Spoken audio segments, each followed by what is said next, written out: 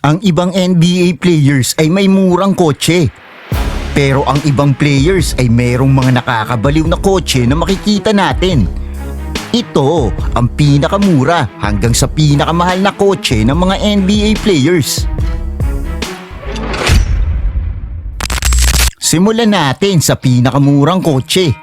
Si Kawhi Leonard ang milyonaryong nakita ko na ganito ang kotse, ang 1997 green Chevrolet Tahoe, na may nickname na Gas Guzzler dahil literal na napakalakas sa gas nito. Tapos ang excuse ni Kawhi na kaya niya ito dinadrive pa rin ay dahil humble daw siya at tumatakbo pa naman daw ito. Isunod naman natin ang kotse na mas mahal ng konti. Dahil si Steph Curry ay bumili ng pinakapangit na kotse na makikita nyo para iprank ang kanyang best friend. I'm gonna prank one of my best friends, Coach Ceezy. He thinks he's on an Infinity set to do a commercial shoot and give his honest feedback on this concept car, but it is literally the ugliest car you've ever seen. So basically just try to get, your kind of reactions to what it looks like and whatnot, and just try to be as big as you can. As possible. Like, I'm just really excited to show you, show the whole world. Without further ado, we'd love to get your eyeballs on it. Just tell the world how dope it is. So, Let's see what you're talking about. here we go. Whoa. This joint right here. Yo. 3 wheels, obviously. That's dope. Gas mileage is crazy too. And you don't have to change the tires that often either. I think with that camera being like really tight on you, just make sure you're like almost, just be bigger. Nah, it's on me. I got you. Bigger. Without further ado, this is the future right here. Let's see. This is it. Wait, hold up. This is a spaceship, bro. So let's do it again. Just even bigger reaction. What? What? This would go crazy. I'm gonna have to take those back. Yeah. You know why? What? We got you, bro. What you mean? Ang galing ng acting niya. Pero ito ay isang sasakyan na GO4. Ginagamit ito ng mga tao na nagbibigay ng parking tickets. At least ginawa ni Steph ito ng complete makeover para lang magmukha itong mula sa outer space. Kaya naman ito ay may presyong $3,000. Pero ang kotse naman ni Dwight Howard ay 20 times na mas mahal. Kilala si Dwight sa kanyang pagkahilig sa mga superhero. Kaya naman nag-customize siya ng mga sasakyan para maging kamukha ng kanyang mga idol. Meron siyang 3 gulong na motor na minatch kay Superman. Fastest you've ever taken it. 170.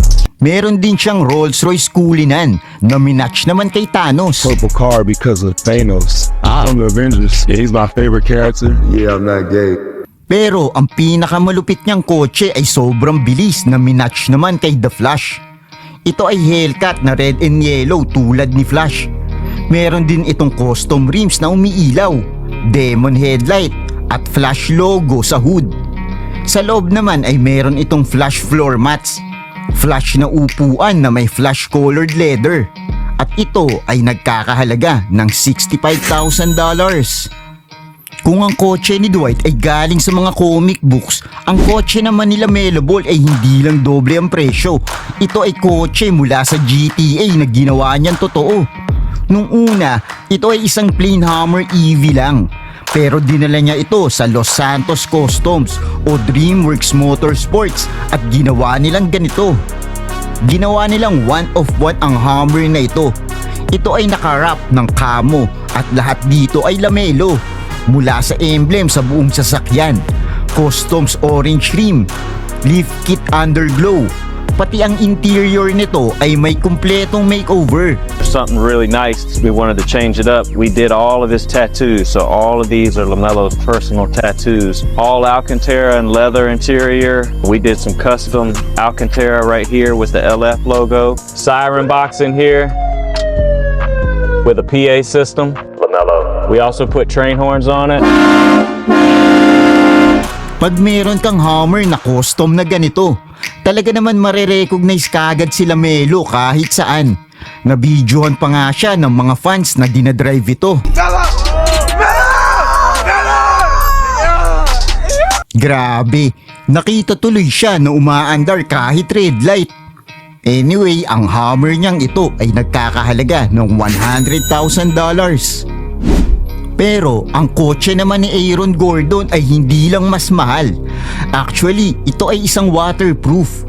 Bumili siya ng Aston Martin at ang custom brake caliper nito na meron niyang logo ay isa pa lang sa mga nakakabaliw sa kotse na ito.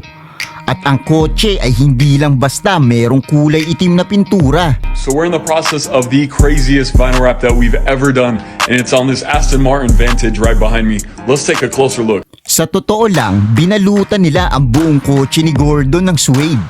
Literal na parehong materials ng ganitong sapatos. Kaya naman naging waterproof ang kotse niya. May nagbuhos pa nga ng tubig dito para patunayan. So napaisip tuloy ako kung paano ito kina-car wash. Let me show you guys. So you guys grab a whole bunch of these. This is a lint roller. You grab a couple guys and you lint roll the whole entire car to get all those little fuzzy things off. Grabe, nakakabaliw pala linisin ang kotse niya. At ang presyo nito ay nasa $120,000. Paano naman kung sabihin ko sa'yo na gumastos si Zach Levine sa kotseng glow in the dark tapos pinamimigay niya rin ito? These keys right here, man. They're all yours. Ang kotse ni Zach ay nag-umpisa lang sa all white. Pero di nagtagal dahil nga sa napaka-plain nito, na-realize ni Zach na oras na para ipa-customize ito. Binalutan ni Zach ang buong kotse para lang mag-match sa kanyang team na Chicago Bulls. Ito ay nababalot ng matte black na may red accent sa paligid na umiilaw. Maganda naman ito tignan sa araw. Pero sa gabi, ang kotse ay glow in the dark. Hanep, ibang level ang BMW i8 na ito. Pero ang mas nakakabaliw dito ay ang kotseng ito ay maaaring mapasayo. Dahil noong March Madness, nagbigay si Zach ng challenge na kung sino ang makakahula ng perfect bracket ay bibigyan niya ng kotse. Here's the deal. Nobody gets a perfect bracket. But if you do happen to pull it off, you get the custom car. Rims, custom. Vent, that's custom. Yeah, custom. These keys right here, man, they're all yours. Perfect bracket, I want to see it. Willing talaga siya ipamigay ang kotse ng libre kahit na ito ay nagkakahalaga ng $160,000. Pero si Damian Lillard ay siguradong hindi niya ipamimigay ang kotse niya dahil na rin sa mahal nito at literal na nilagay niya ito sa cover ng kanyang album.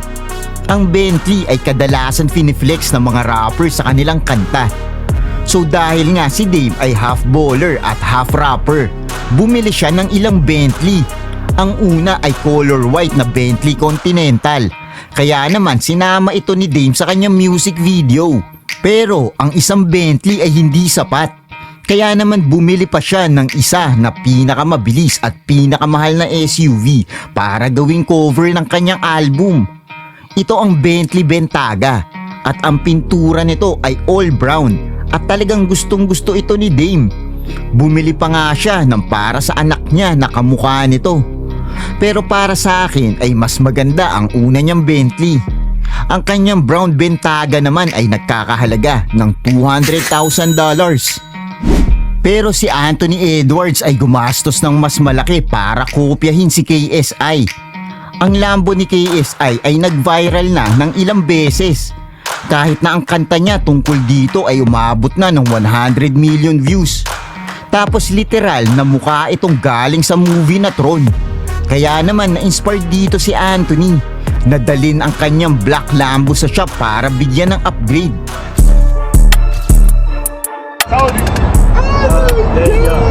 Grabe, kaya naman pala hype na hype si Anthony dito.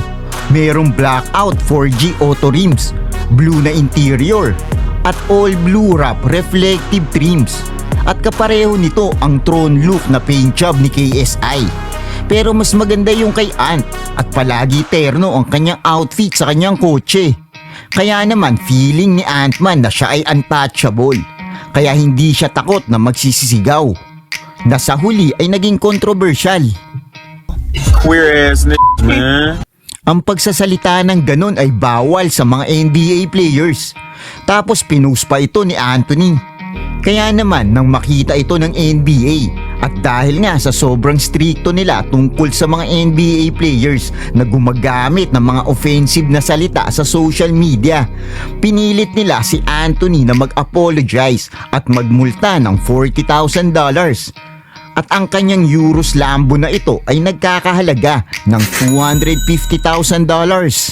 Pero kahit pagsamahin mo ang presyo nito kasama ng multa niya, mura lang yan kumpara sa binili ni Hassan Whiteside.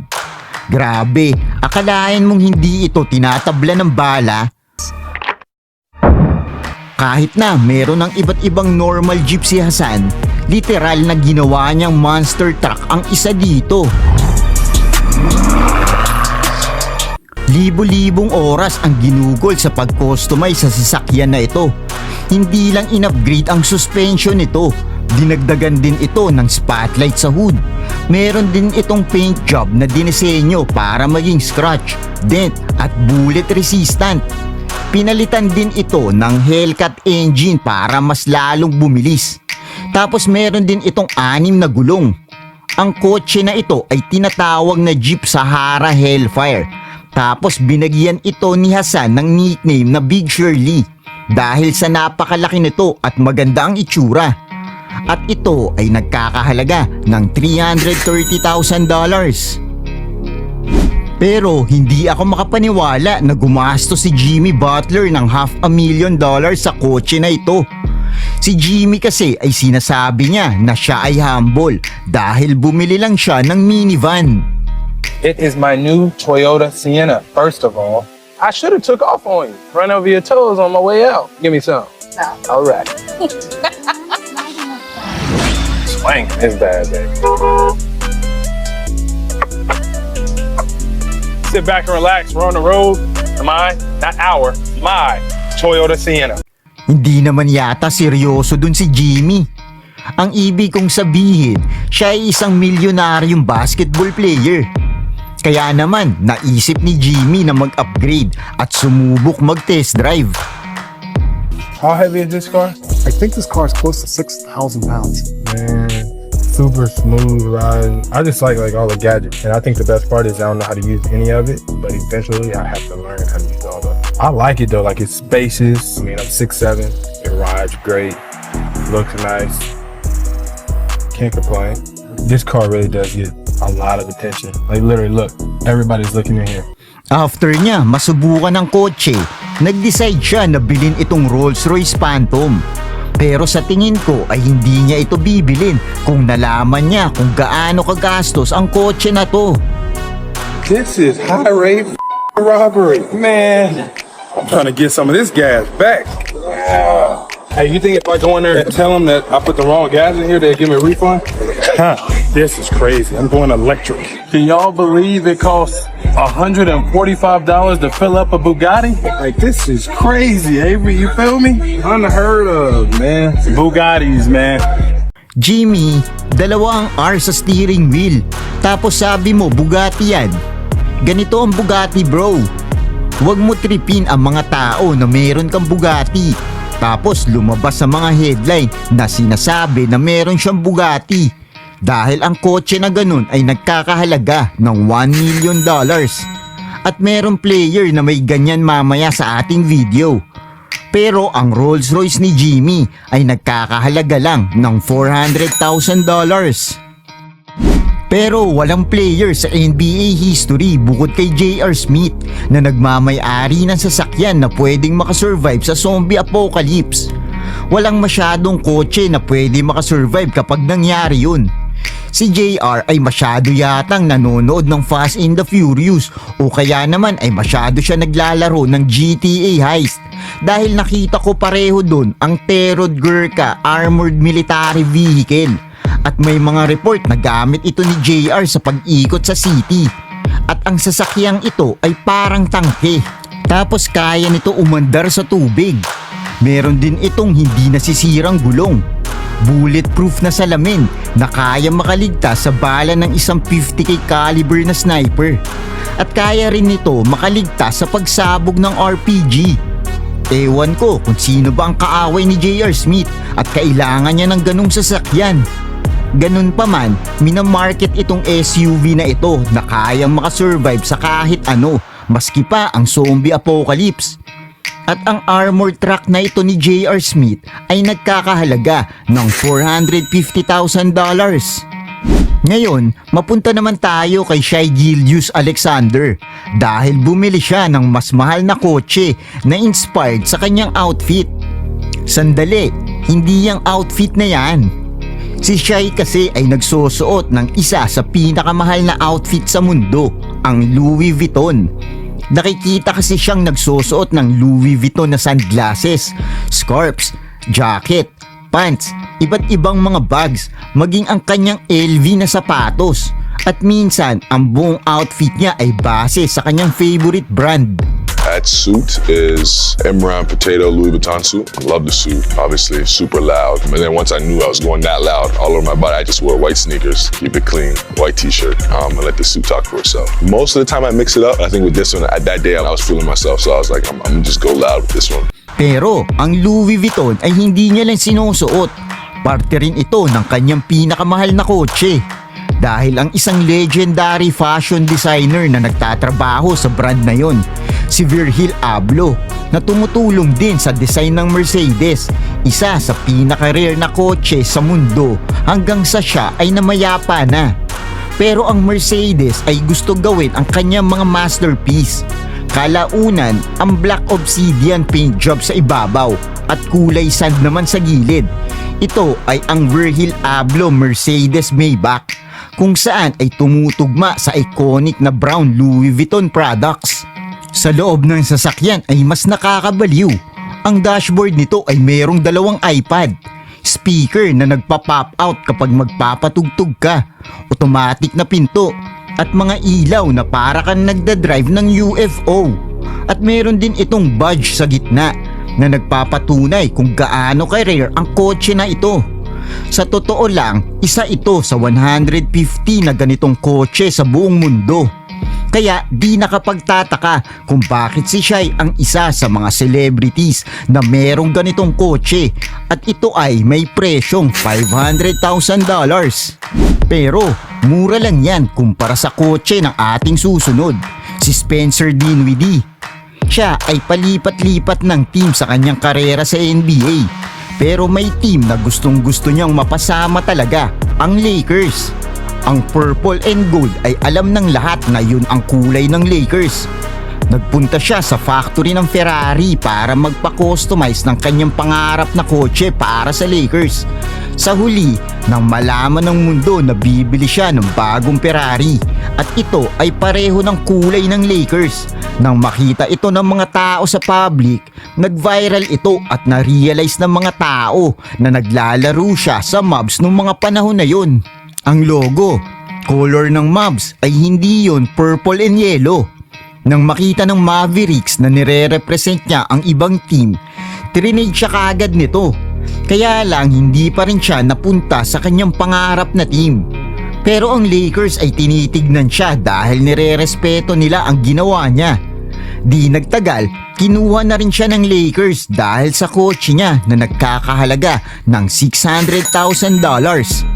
Pero ngayon ay naglalaro siya ulit para sa team ng Mavericks. Pero teka, para yatang puro nasa $1,000 lang ang mga kotse na binabanggit natin, no? Sige, i-level up natin ngayon sa milyon. Unahin na natin si Ben Simmons na gumastos ng malaki sa kanyang kotse para gayahin si LeBron James. Si LeBron ay marami nang na-drive na kotse, pero meron siyang supercar na napaka-rare. Binibidyo nga siya palagi ng mga tao tuwing nakikita siya. Actually, ang kotse na yun ay katulad ng nasa video game. Ito rin ang pinakamahirap ma-unlock sa larong Need for Speed. Ito ay ang Porsche 1918 Spider at kinostomize ito ni LeBron. Ito ay all black na may yellow accent at meron itong custom king na license plate. Kaya naman si LeBron ay palagi itong pinupost para makapag-flex. At ang post na yon ay nakita ni Ben Simmons. Silang dalawa kasi ay magkaibigan at si LeBron din kasi ang mentor ni Ben. Tapos gusto sumunod ni Ben sa yapak ni LeBron. Kaya siguro bumili rin si Ben ng mga iba't ibang kotse. Akala niya siguro magiging kasing galing din siya ni Lebron pag ginawa niya yun. Pero nang makita niya ang atensyon na nakuha ni Lebron dahil sa Porsche, bumili rin si Ben Simmons ng katulad mismo ng kotse ni Lebron na kamukha ng nasa Need for Speed. Pero in-upgrade niya pa ito para maging special edition. Ginawa niya itong carbon fiber para mas lalong gumaan at bumilis. At ang kotse ay may presyong $1 million. Isunod natin ang kotse na times 3 ang presyo. Si Dennis Schroeder kasi ay inofera ng Lakers ng $84 million. Pero tinanggihan ito ni Dennis at naghanap ng mas mataas na offer. Ang problema, walang nag-o-offer sa kanya ng mga team na mas mataas. At sa huli ay napilitan siyang tanggapin ang offer na $6 million. Oo, $6 million pa rin naman yun. Pero tignan mo ang kanyang nakuha kumpara sa offer ng Lakers sa kanya. Ganun pa man, ginastos niya pa rin ang kalahati ng kanyang pera para sa isa sa pinakamahal na kotse sa buong mundo.